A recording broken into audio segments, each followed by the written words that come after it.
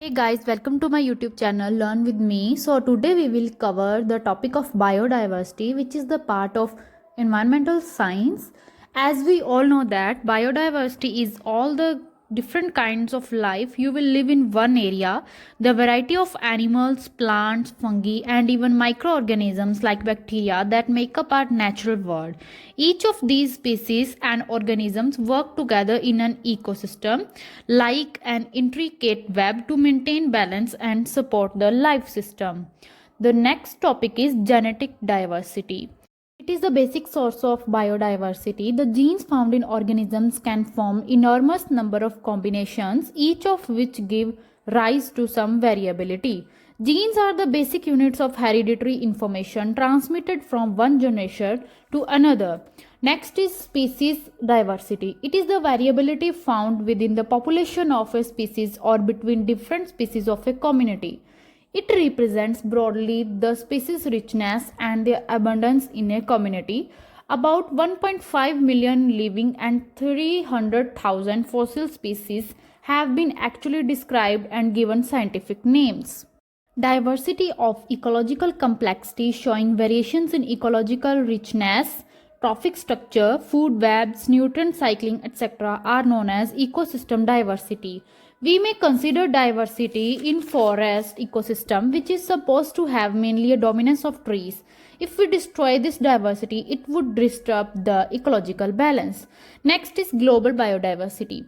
Global biodiversity is the measure of biodiversity on planet Earth and is defined as the total variability of life forms. Roughly just 1.5 million species are known till date, which is perhaps 15% or maybe just 2% of actual member. Tropical deforestation along is reducing the biodiversity by 0.5% every year. About 50 to 80% of global biodiversity lies in the rainforests. So here is the explanation of global biodiversity, in which it includes the temperate forests. Stupendous task of describing remains. Now we will look at the Indian biodiversity at national level. Every country is characterized by its own biodiversity depending mainly on its climate. So India has a rich biological diversity of flora and fauna. Overall, 6% of global species are found in India. It is estimated that India ranks 10th among plant-rich countries of the world, 11th in terms of number of endemic species of higher vertebrates, and 6th among the centers of diversity and origin of agriculture crops. Next is regional or local biodiversity. Biodiversity at regional level is better understood by categorizing species richness into four types based upon their spatial distribution. First is point richness. It refers to the number of species that can be found at a single point in a given space. Next is alpha richness. It refers to the number of species found in a small homogeneous area. Beta richness refers to the rate of change in species composition across different habitats.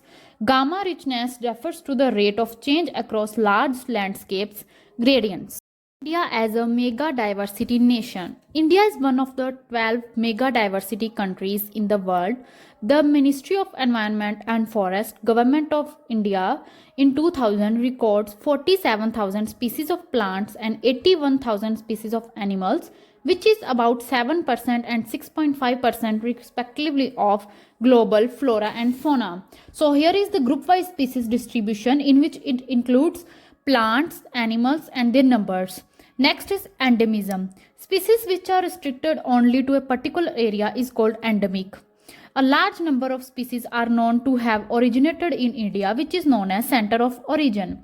Marine diversity. Along 7,500 km long coastline of our country in mangroves, estuaries, backwaters, there exist a rich biodiversities. Hotspots of biodiversity. Areas which exhibit high species richness as well as high species endemism are termed as hotspots of biodiversity. This term was introduced by Mears in 1988. There are 25 such hotspots of biodiversity on a global level, out of which 2 are present in India, namely the Eastern Himalayas and Western Ghats. These hotspots, covering less than 2% of world's land area, are found to have about 50% of the terrestrial biodiversity. Next is the explanation of whole hotspots of biodiversity, which includes tropical rainforests and some plant species. Next is threat to biodiversity. Extinction or elimination of a species is a natural process of evolution in threat of biodiversity. In the geological period, the earth has experienced mass extinctions. During the evolution, species have died out and have been replaced by the others. Out of the estimates by the noted ecologist E.O. Wilson puts the figure of extinction at 10,000 species per year or 27 per day. If the present trend continues, we would lose one-third to two-thirds of our current biodiversity by the middle of 21st century. Loss of habitat. Destruction and loss of natural habitat is the single largest cause of biodiversity loss. Billions of hectares of forests and grasslands have been cleared over the past 10,000 years for conservation into agricultural lands, pastures, settlement areas, or development projects. The unique rich biodiversity, wetlands, estuaries, and mangroves are under the most serious threat today. Sometimes the loss of habitat is in installments so that the habitat is divided into small and scattered patches, a phenomenon known as habitat fragmentation. With the current rate of loss of forest habitat, it is estimated that 20 to 25% of the global flora would be lost within a few years. Poaching is another threat to wildlife. It is the illegal trade of wildlife products by killing prohibited endangered animals. Despite international ban on trade in products from endangered species, smuggling of wildlife items like furs, hides, horns, tusks, live specimens, and herbal products worth millions of dollars per year continues. The trading of wildlife product is highly profit-making for the poachers who just hunt these prohibited wildlife and smuggle it to other countries mediated through a mafia. The cost of elephant tusk can go up to $100 per kg. The leopard fur coat is sold at $100,000 in Japan, while bird catchers can fetch up to $10,000 for a rare hyacinth macaw, a beautiful colorful bird from Brazil. Next is man-wildlife conflicts. Sometimes we come across conflicting situations when wildlife start causing immense damage and danger to man, and under such conditions it becomes very difficult for the forest department to pacify the affected villagers and gain local support for wildlife conservations. Instances of man-animal conflicts keep on coming to limelight from several states in our country. In Sambalpur, Odisha, 195 humans were killed in the last 5 years by elephants. In retaliation, the villagers killed 98 elephants and badly injured 30 elephants. The International Union for Conservation of Nature and Natural Resources, which is also known as IUCN, publishes the Red Data Book, which includes the list of endangered species of plants and animals. The Red Data Book symbolizes the warning signal for those species which are endangered and, if not protected, are likely to become extinct in near future. So here is the list of some reptiles, birds, carnivores, mammals, primates and plants which become extinct in the near future. Endemic species of India. India has 2 biodiversity hotspots and thus poses a large number of endemic species. Out of about 47,000 species of plants in our country, 7,000 are endemic. Indian subcontinent has about 62% endemic flora, restricted mainly to Himalaya, Khasi Hills and Western Ghats. A large number out of a total of 81,000 species of animals in our country is endemic. Different species of monitor lizards, reticulated python, and Indian salamander and viviparous toad are some important endemic species of our country.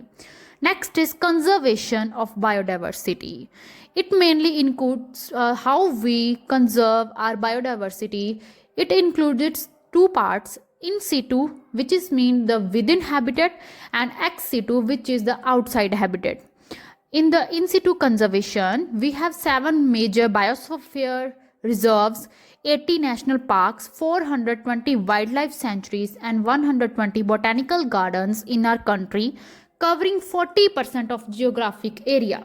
There are some biosphere reserves in India, which includes Nanda Devi in UP, Gulf of Mannar in Tamil Nadu, Great Nicobars and Simlipal in Odisha. A national park is an area dedicated for the conservation of wildlife along with its environment. Gir National Park in Gujarat, Bandipur in Karnataka, Periyar in Kerala are some national parks. Wildlife sanctuaries are also protected areas where killing, hunting, shooting, or capturing of wildlife is prohibited except under the control of highest authority. Wild Ass Sanctuary in Gujarat, Abohar Wildlife Sanctuary in Punjab are some sanctuaries.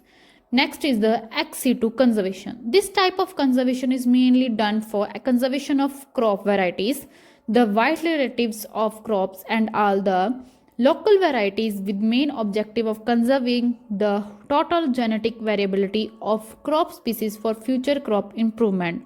National Bureau of Plant Genetic Resources, which is also known as NBPGR, is located in New Delhi. Here agriculture and horticulture crops are there. Wildlife relatives are preserved by seropreservation of seeds, pollen, etc. by using liquid nitrogen at a temperature as low as minus 196 degrees Celsius. National Bureau of Animal Genetic Resources located at Karnal, Haryana. It preserves the semen of domesticated bovine animals. National Facility for Plant Tissue Culture Respiratory for the development of a facility of conservation of varieties of crop plants or trees by tissue culture. This facility has been created within the NBPGR. So this is all about the biodiversity. I hope you like. Share it with your friends and thanks for watching.